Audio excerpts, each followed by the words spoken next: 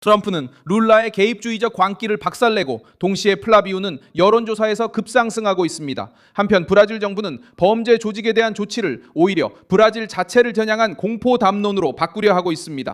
미국 국무부는 브라질 외교부 장관 마우루 비에이라가 워싱턴이 브라질 영토에서 군사력을 사용할 수 있다는 우려를 표명한 것에 대해 터무니없다고 평가했습니다. 브라질 외교부의 경고는 미국 정부가 먼저 코만두 다 카피탈과 코만두 베르멜류 조직을 테러 단체로 지정한 이후에 나왔습니다. 미국 기관은 메트로폴리스에 보낸 단독 답변에서 이번 조치가 미국 내 범죄 조직과 테러리스트 대응을 위한 것이라며 관련 가설을 비판했습니다. 미 국무부는 또한 이번 지정이 브라질에 대한 개입을 정당화하기 위한 목적이 전혀 없다고 유축했습니다. 국무부는 미국의 정책이 미국 영토에서 활동하는 범죄 조직을 대응하는 데 초점이 맞춰져 있으며 군사 개입에 대한 모호한 주장들이 오히려 테러 단체를 돕고 부추길 수 있다고 주장합니다. 이 입장은 마우루 비에이라 외교장관 발언에 대한 답변입니다. 브라질 하원에 제출된 문서에서 그는 PCC와 코만두 베르멜류를 테러 조직으로 단독 지정하는 결정이 브라질 기관에 대한 역외 조치의 여지를 열고 미국 군사력 사용 위험까지 초래할 수 있다고 주장합니다. 이 메시지는 마우루 비에이라 룰라 정부의 외교부 장관이 하원에 보낸 문서에서 미국의 결정이 브라질에 대한 군사 행동의 위험을 초래할 수 있다고 밝힌 뒤에 나왔습니다. 워싱턴의 답변은 정부의 논리에 정면으로 타격을 입혔습니다. 이 조치는 범죄 조직, 자금 세탁, 마약 밀매, 이미 브라질 국경 밖에서 활동하는 네트워크를 겨냥한 것이지 브라질 국민을 겨냥한 것이 아닙니다. 남편 플라비우 보소나루는 미국에 가서 브라질산 제품에 대한 관세 중단을 옹호했습니다. 여러분 안녕하세요. 제 이름은 플라비우 보소나루이고 저는 브라질 공화국의 상원 의원입니다. 그리고 지난달 10월 선거 후보로서 저는 만났습니다. 트럼프 대통령, 벤스 부통령, 루비오 장관을 만나 미국이 브라질 기업에 관세를 부과하지 않도록 촉구했습니다. 오늘 저는 이 위원회에 그들에게 제시했던 동일한 논거를 공유하고 왜 그 요청이 브라질과 미국 모두의 이익에 부합하는지 설명드리고자 합니다. 2025년 자료에 따르면 이러한 관세는 미국이 의도했던 결과를 내지 못했습니다. 오히려 이 관세는 브라질 현 정부에 의해 정치적으로 이용되어 왔습니다. 이러한 조치로 압박하려 했던 바로 그 정부는 오히려 여론조사에서 힘을 얻었고 브라질의 대중국 무역은 1710억 달러로 사상 최고치를 기록했으며 이는 미국과의 830억 달러 무역액의 2배가 넘는 수치입니다. 중국은 이러한 관세로 인해 미국 시장에서 밀려난 브라질산 수출품을 흡수했습니다.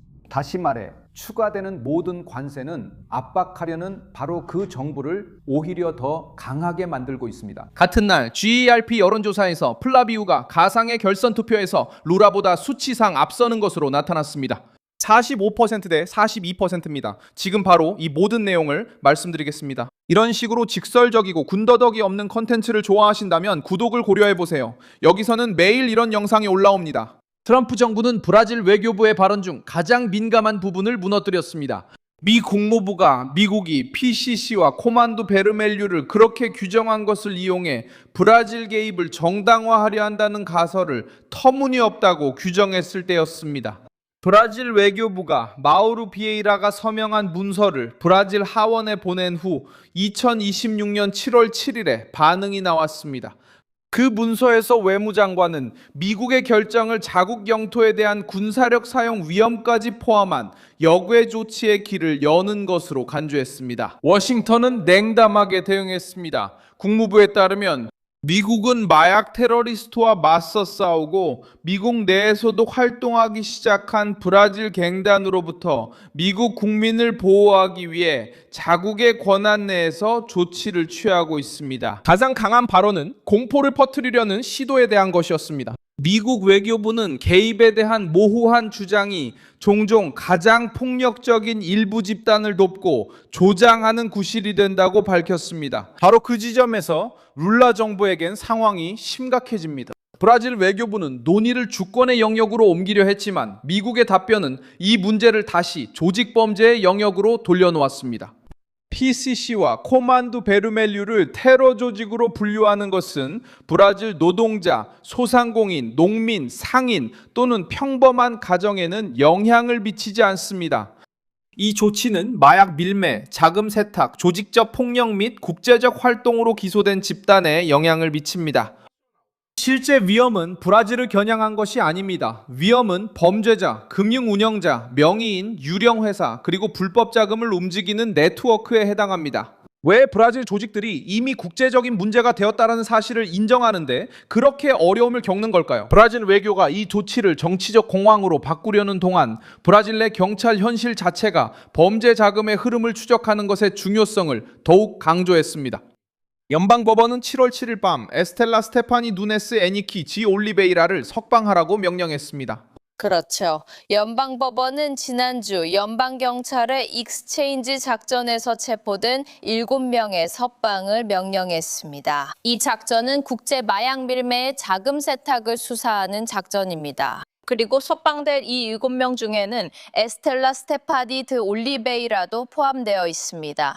그녀는 당신이 잘 기억하듯이 미국으로부터 범죄 조직과의 연루 혐의로 제재를 받은 브라질인입니다. 프리메이로 코만두 다 카피탈, 즉 PCC입니다. 이 모든 피조사자들은 5일 동안 지속되는 임시 구금 명령을 받았었습니다. 그리고 그 기간이 끝나자 경찰은 법원에 이 구금들을 기한이 정해지지 않은 구금으로 전환해달라고 요청했습니다.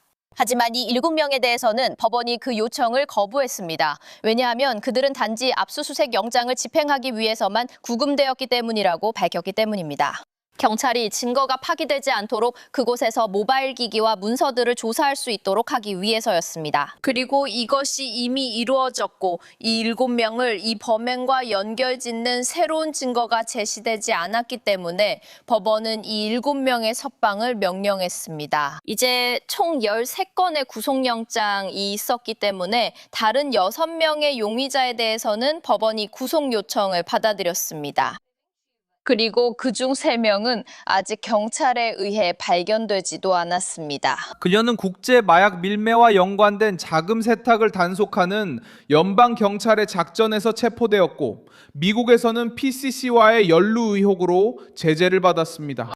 그 결정은 임시 구금을 구속으로 전환하지 않았습니다. 임시 구금이 압수수색 과정에서 그 역할을 다했다는 것이 그 이유였습니다. 이 작전에는 50명 이상의 연방 경찰 요원이 투입되었고 상파울루, 산토스, 프라이아 그란지, 산타나 지 파르나이바에서 11건의 임시 구금 영장과 13건의 압수수색 영장이 집행되었습니다. 7명이 체포되었습니다. 법원은 또한 104억 헤아를 달하는 자산, 금전, 암호화폐 동결을 명령했습니다. 그들은 여전히 도주 중이지만 이들에 대한 구속이 결정되었습니다. 이들은 빅토르 애니키 지 올리베이라 시마다로 그는 이 범죄 조직의 두목으로 지목되었으며 또한 범죄 조직 PCC와의 연루 혐의로 미국으로부터 제재를 받았습니다. 아직 발견되지 않았고 도주 중이며 구속영장이 발부된 또 다른 남성은 이고르 포킴 사비올리로 그는 또 다른 두목으로 지목되고 있습니다. 이 범죄 조직의 또 다른 두목입니다. 그리고 이 두 사람 외에도 아마우리 애니키 지 올리베이라가 있는데 그는 빅토르 시마다의 삼촌으로 국제 마약 밀매 자금 세탁 조직의 물류 지원을 담당한 인물로 지목되고 있습니다. 법원의 결정에 따르면 이 피의자들에 대한 구속은 오로지 형법 집행을 보장하기 위해 정당화된다고 명시되어 있습니다. 여기서 언급한 에스텔라의 변호인, 즉 빅토르 시마다의 사촌인 그녀의 변호인은 사건 비공개 원칙을 존중하여 그녀의 석방이나 사건 결정에 대해 언급하지 않겠다고 밝혔습니다. 수사의 핵심은 국제 마약 밀매 자금을 암호화폐, 현금 이동, 고액 은행 거래, 그리고 개인 및 기업 간의 송금을 통해 세탁한 것으로 의심되는 네트워크입니다. 에스텔라 스테파니는 미국 당국에 의해 빅토르 애니키 지 올리베이라 시마다와 연관된 인물로 묘사되었으며 그는 미국 재무부에 의해 제재를 받은 인물이기도 합니다. 그는 같은 작전의 대상이었지만 발견되지 않았습니다. 그리고 여전히 도주 중입니다. 다른 한편으로 플라비우 볼소나로는 워싱턴을 방문했고 룰라 정부가 그가 차지하지 않는다고 주장하려 했던 자리를 차지했습니다. 오늘 시간 제한 때문입니다. 저는 3가지 문제만 다루겠습니다. 6가지 모두 제가 이 위원회에 제출한 서면 진술서에서 자세히 다루고 있습니다. 첫 번째는 검열입니다. 미국 디지털 플랫폼을 대상으로 한 비밀 명령은 브라질 국회에서 시작된 것이 아닙니다. 이 명령들은 브라질 연방법원의 감독 판사와 룰라 대통령 행정부에 의해 의회에서 정식으로 제정된 법률이 아니라 행정명령과 사법 판결을 근거로 발부된 것입니다. 25% 관세는 그러한 결정을 내린 당국자를 제외한 모든 브라질 국민에게 불이익을 줍니다. 두 번째 문제는 부패입니다. 부패는 브라질 국민이 직면한 가장 큰 재앙 중 하나입니다. 그 점에 대해서는 이견이 없습니다. 하지만 부패에는 분명한 가해자가 있습니다. 브라질 최근 역사상 4가지 가장 큰 부패 스캔들입니다. 멘살롱 사건, 오퍼레이션 카워치로 밝혀진 사건, 브라질 국가사회보장원 INSS 유틸리제이션을 둘러싼 사기 사건. 이 사건에는 룰라 대통령의 아들도 조사 대상에 포함되어 있습니다. 그리고 방코 두 마스터 사건 모두 현재 집권 중인 노동자당 정부 하에서 발생했습니다. 그 후 브라질은 보소나루 대통령 아래에서 4년 동안 단 한 건의 입증된 부패 스캔들도 없이 지냈습니다. 7월 7일 미국 무역대표부 사무실에서 열린 공청회에서 플라비우는 미국 정부에 브라질산 제품에 대한 25% 관세를 철회해달라고 요청했습니다. 그는 이 추가 관세가 워싱턴을 불편하게 한 정치적 결정에 책임이 있는 당국자가 아니라 브라질 국민을 처벌하는 것이라고 주장했습니다. 플라비우는 또한 픽스를 옹호했습니다. 그는 이 시스템이 수정해야 할 문제가 아니라 특히 가장 가난한 사람들 사이에서 브라질의 금융 포용을 확대시킨 해결책이라고 말했습니다. 플라비우의 발언은 또 다른 민감한 지점을 건드렸습니다. 그는 룰라 정부의 결정과 디지털 플랫폼과 관련된 조치들을 비판했으며 상업적 긴장이 커지게 만든 환경의 일부로 연방 대법원을 언급하기도 했습니다. 상원 의원은 또한 부패에 대해 언급하며 정치적 실수와 노동자당 정부의 스캔들이 브라질 국민을 처벌하는 이유가 되어서는 안 된다고 주장했습니다. 부패는 브라질 좌파 정치의 대표적인 특징이 되었습니다. 브라질 국민이 그로 인해 처벌받아서는 안 됩니다. 세 번째 이슈는 픽스입니다. PICS, 브라질의 즉시 결제 시스템은 보소나루 행정부 시절에 만들어졌습니다. 픽스는 고칠 문제가 아닙니다. 그것은 해결책입니다. 그것은 수백만 명의 브라질 사람들, 특히 가장 가난한 사람들을 제도권 경제로 끌어들여 금융 포용성을 확대했습니다. 그러한 진전은 미국 기업들에게도 직접적인 혜택을 주었습니다. 미국 브랜드에서 발급한 결제 카드로 처리되는 거래량이 픽스의 광범위한 도입과 함께 계속 증가하고 있기 때문입니다.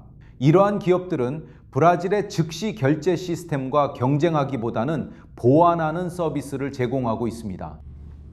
브라질은 10월 대통령 선거를 실시할 예정입니다. 불과 90일 만에 이 나라의 정치 지형이 완전히 달라질 수도 있습니다. 지금 관세를 부과하는 것은 그 결정을 되돌리기 어렵게 만들 뿐만 아니라 문제의 행동에 책임이 있는 사람들에게 보상을 주고 그 결과를 감당한 사람들에게는 벌을 주는 셈이 되므로 행동하기에 가장 나쁜 시기일 것입니다. 저는 이 위원회에 정중히 요청합니다. 브라질에 관세를 부과하지 마십시오. 픽스의 성공을 지켜주십시오. 이 조치를 취소하고 우리에게 협상의 기회를 주십시오.